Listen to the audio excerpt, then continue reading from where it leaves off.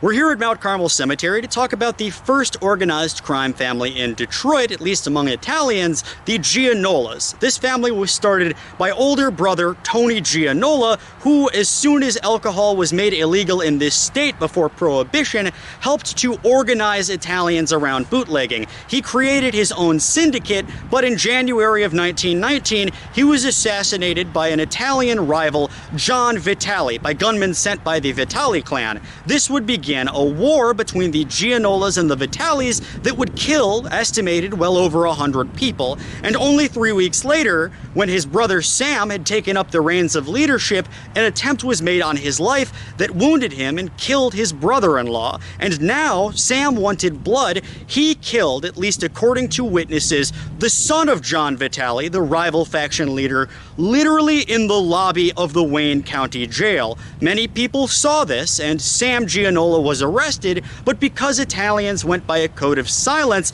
he was acquitted of all charges. By May of 1919, he requested a peace treaty, and there was an uneasy peace. But in October, 3 gunmen actually ambushed him and managed to kill him. One of these gunmen was his own bodyguard. Sam and Rosa Giannola also had a son, Anthony, who died before his time in a car crash on July 4th, 1941. Vito Giannola was the eldest brother of the Giannola family, but he ranked last in terms of prominence in organized crime. He outlived both of his brothers and died in 1947 of natural causes. In the same cemetery as the Giannola family is the beautiful monument to the D'Anna family and their son Pascal, who married the Giannola sister Caterina. She was a beautiful woman, but she died young in 1914, leaving the family grieving. When he was killed, just as a bystander on February 3rd, 1919, it was obvious that John Vitale and his faction of gangsters was trying to wipe out the leadership of the Giannolas. The attempt was made on Sam's life, not on Pascal's life. So this is truly a turning point in Detroit Mafia warfare, politics, and the rival faction would see dozens of men killed in the next few months. In the back of the Michigan Memorial Cemetery, you've got the grave of Tony Giannola, the first leader of the Giannola family, and the first major death of the Giannola-Vitale conflict. Several months before he was murdered in front of his own home, he forced a few men to kill their own friend, who he saw as a rival. And on January 3rd, 1919, he was gunned down in front of his own house. Oddly enough, this wasn't the Giannola's first brush with death, as Tony and his brothers had opened a general store in Motor City and quickly associated with the Black Hand and the Mafia from the 5 families of New York. And around 1913, 2 men, the Adamo brothers, waged a small war, the Adamo War, and they formed what they called the White Hand Society, their whole purpose being to kill mafiosos and members of the rival Black Hand, basically to give the Italian community a better look. Now, because of their legitimate business contributions, their ties to the Black Hand, and their friends in high places, the Giannola brothers, all 3 of them, became some of the wealthiest men in this city. Tony Giannola found it very easy to have the Adamo brothers assassinated by members of the Black Hand, after which he had Pietro Bosco killed by his own friends in his garage. John Vitale comes along, who's a leader of a rival faction, and uses those men, leverages them to kill Tony Giannola, because those 3 men wanted vengeance. Tony made them kill their friend, and this sparked off the Giannola-Vitale conflict, which would claim the lives of Tony, his younger brother Sam, and their stepbrother Pascal D'Anna. During the waning days of Jewish organized crime here in Detroit, folks called Harry Millman lucky because of his frequent brushes with death. He suggested that the older generation of the Purple Gang turn the reins of leadership over to younger men like himself. This created natural enemies with the older generation. Plus, at the time, the Purple Gang had grown complacent as the law looked the other way. They figured, we will allow you to bring some alcohol in so long as you keep things within the community. And in that complacency, they had torn themselves apart from the inside. Then swooped in the Italians and finished them off. Now, folks like Millman would have also looked to Europe and Mussolini and the rise of fascism, and naturally this all led to an almost pathological hatred of Italians. Lucky Millman was actually seen picking fights with Mafia men very regularly, and in early 1937 they attempted to car bomb him. He escaped that brush with death, but later that year in November he was assassinated by two Italians sent supposedly from Murder Incorporated, who wanted to totally remove Jewish influence from organized crime here in Detroit. And you can see here that Harry is buried next to his brother, Samuel Millman, who lived to old age and died in 1969. I wanted to bring you the short, sad story of the death of David Ovshin because I think this speaks volumes about the drug war today. I don't know his associations, I don't know what gangs he was a member of, but I know that as a teenager, he was sentenced to 2 years in prison for associating with criminal gangs. Now, at the time, the Jews around the world were facing horrible discrimination, and they found it nearly impossible to make a legitimate living for themselves, so young boys like Ovshin were forced to join things like the Purple Gang. Now, he did these 2 years, he went straight, he got out, and then he fell back into criminal activity and was gunned down in July of 1930. This month was called Bloody July. He was the 10th death in 12 days. Now, what I think is so fascinating about this is the fact that we have marginalized communities today, and in places like Chicago, you triple those numbers. Now, it's just incredibly sad to think that this was the days of Al Capone. These were incredibly violent times, and the drug war has brought so much death and destruction that Ovshin and Al Capone pale in comparison to what we see in places like New York and Chicago today.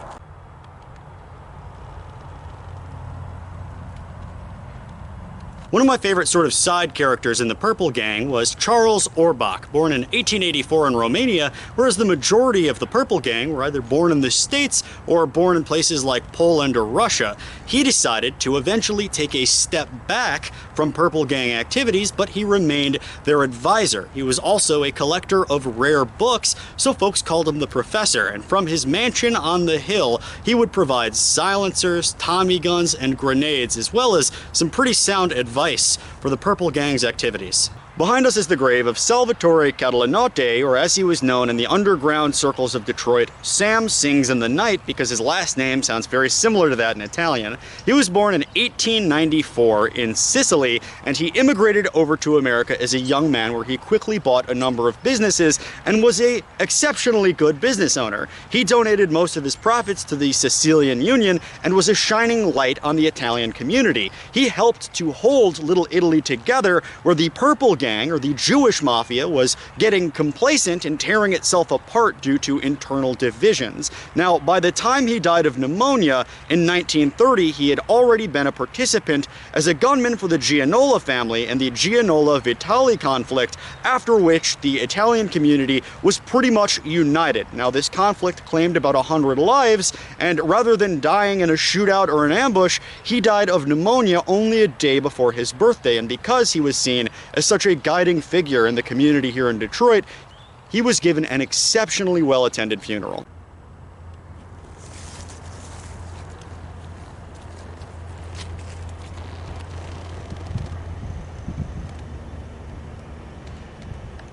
By the time of the inter-Italian rivalry that was taking place in the early 1930s here in Detroit, Gaspar Milazzo, folks called him the Mediator, was already getting to be a bit of an older man. He was born in the 1880s in Sicily, and in 1911 moved to New York with his cousin Sam Sings in the Night, or Sam Catalanotte. So he and Sam would travel across the country solving disputes between the families. However, everybody seemed to respect Sam quite a bit more because he took a more hands-on approach to mediation, but Sam died of pneumonia in early 1930. And so at that time, a man named Chet Lemaire held West Detroit, and Angelo Melli held East Detroit. Chet Lemaire wrote a letter to Melli saying, "I would like to sit down and put aside our differences." And because both of these different rival factions respected the mediator Milazzo, Meli called Milazzo out to go to a meeting with Chet Lemaire and hopefully resolve their dispute. A couple of men walked up with a sawed-off shotgun and killed the mediator right there as he was in his car. And that is not to say that Milazzo didn't try his best, because I can't imagine meeting a rival faction of the Mafia in broad daylight on the corner of a street. Although he failed the test, it wasn't for any reason of his own. It was for internal division and competition.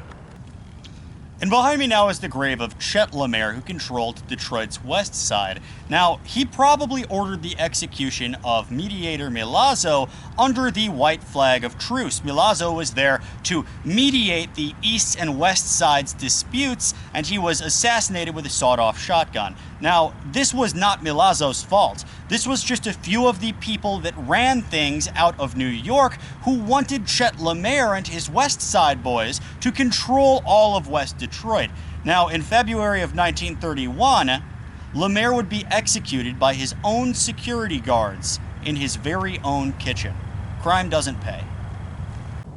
The Adamo brothers are buried right here under a few leaves by the side of the road, and I'd like to tell their story because they provide an interesting contrast to the early Mafia community in Detroit. Referred to on Find a Grave as early members of the Black Hand, they were actually trying to end this organization by killing Black Hand assassins. In reality, though, they were engaged in a fair amount of criminal activity.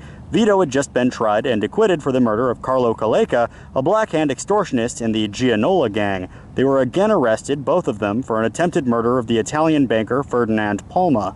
They convinced authorities they were Palma's close friends and released, and naturally, Palma didn't deny this because they had a code of silence. In November of 1913, they were walking home along Mullet Street. Two men ambushed and killed them with sawed-off shotguns, marking the rise of the Giannola family. In early Mafia circles, these men were called feudists, engaged in what was known as the Adamo War, which is something pretty astounding. Not a lot of people know that two brothers waged a war against organized crime in this city, murdering professional assassins. Behind me is buried Detective Emanuel Rogers, a forgotten hero of the Sicilian community as well as of law enforcement everywhere. A man who deserves to have his story told and who deserves a much more impressive monument than the one he has now. Now, he was born in Sicily in the 1870s, but coming to Detroit, he saw Little Italy plagued by a reign of terror and capped off with a code of silence. Nobody would tell on their neighbors, even if they were members of the assassins, the Black Hand, that enforced the rule of the Mafia. So, in 1905, he reported a fellow detective for immigration fraud, for bringing these Mafia members into the city under the radar. And in 1911, he was promoted to detective himself, forming the Black Hand Squad. It consisted of himself and two other members. Now, at the time, the Giannola family controlled organized crime in Detroit, and they sent a man to ambush and kill Detective Rogers, who was buried in this cemetery. Now, the reason for all of this violence is twofold. Yes, the Italian community had a code of silence, and yes, this was a nexus for bootlegging, but at the same time, alcohol had been outlawed here thanks to the efforts of Henry Ford, who wanted a sober immigrant workforce to be paid much less and not get drunk and mess up on the job, and the police looked the other way. Now that alcohol was illegal, several years before Prohibition, it could come right up over the border from Ohio and right down from Canada. So the police looked the other way as the Italians killed themselves because they figured that it would be kept within the community. And unfortunately for the powers that be, Emanuel Rogers was a part of that community, and he did his best to stop this. However, he was the only object in the way of the Giannola family. And again, once he died, they rose to prominence. In all likelihood, his grave hasn't been visible for years, but Pietro Bosco is buried in this section of Detroit's Olivet Cemetery. He was born in Sicily, but came to this city around 1910, falling in with the Giannola crime family. He owned a bakery, a grocery store, and a garage, as well as several soldiers who worked underneath him. Police suspected these men of several murders. Ironically, he was also suspected of killing Detective Rogers, who's buried in the same cemetery. Now, the Giannola boss, Tony, saw him as a rival and had him killed, forcing three of his own friends to do it on their own garage. These three men would later kill Tony Giannola a few months later, sparking the Giannola-Vitali War. We're here at the Licavoli family plot in Mount Olivet Cemetery, and I want to talk a little bit about Thomas and his brother Peter Joseph. Now, Thomas was born and raised in St. Louis, Missouri, to two Sicilian immigrant parents who desperately wanted their smart young man to become a Catholic priest. While he was studying for this, police found him carrying a concealed weapon. St. Louis was and always has been a very dangerous place. They gave him two choices. You can either enlist in the Navy or you can go to jail. Naturally, he decided to enlist, but he and his brother Peter Joseph then fled to Detroit, where they joined the newly formed Purple Gang. The Purple Gang, again, must be remembered, mostly Jewish, but the Licavoli brothers gained a certain reputation and helped to change the way the Purples operated. After a few years, Thomas was caught in Canada carrying a concealed weapon and sentenced to 3 years in jail there. When he was let out, he decided to cement their operations in Toledo, Ohio. The problem with that was that a man named Jack Kennedy controlled most of the liquor operations out of Toledo, and they had to go out of their way to make sure that he was no longer a threat. I don't think any of the Licavolis themselves did this, but they did drive by some men who were probably on orders from Thomas and fired into his car. Initially, they killed his beautiful young girlfriend, and her photo became a cover page for national papers across the country. So immediately, people began to look at the Licavoli brothers as brutal, ruthless, and without feeling. A few months later, Jack Kennedy was killed, and in 1934, Thomas was sentenced to life in prison for conspiracy to commit murder. And this is the Giannola family plot in the Mount Olivet Cemetery. Here's the grave of Giacomo Giannola, the father of Anthony Joseph, or Tony Jack, and Vito William, or Billy Jack. And it's interesting to just note that they are buried right next to the Licavoli family, who also took a very prominent place in Detroit's Italian community.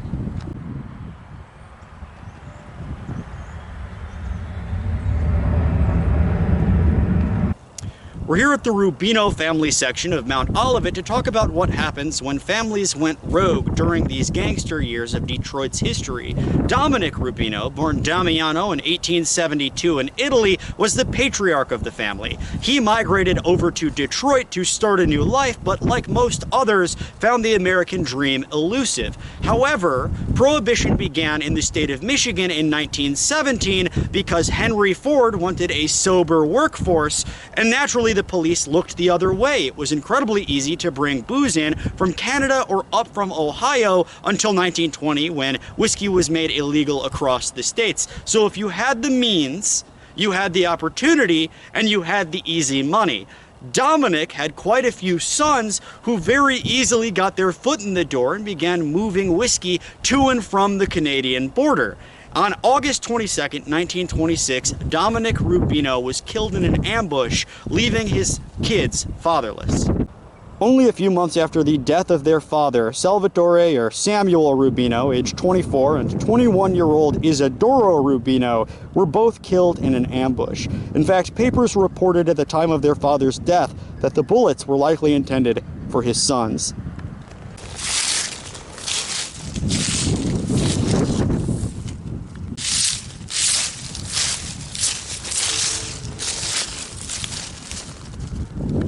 After the death of his father and two brothers, Matthew Rubino, the only one of the grown sons of the Rubino clan to survive the gang wars, became a top aide to Peter Licavoli. They called him Mike the Enforcer, and he died an old man in 1972 of a heart attack.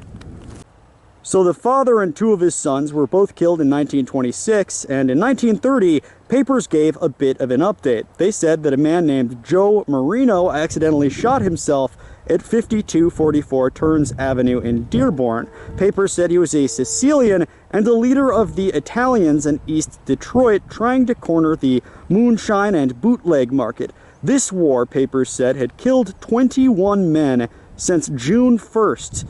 That was not a very long period of time, and it was basically an actual war among the organized crime families in this city. And wrapped up in that war, very sadly, were the Rubino kids and their father.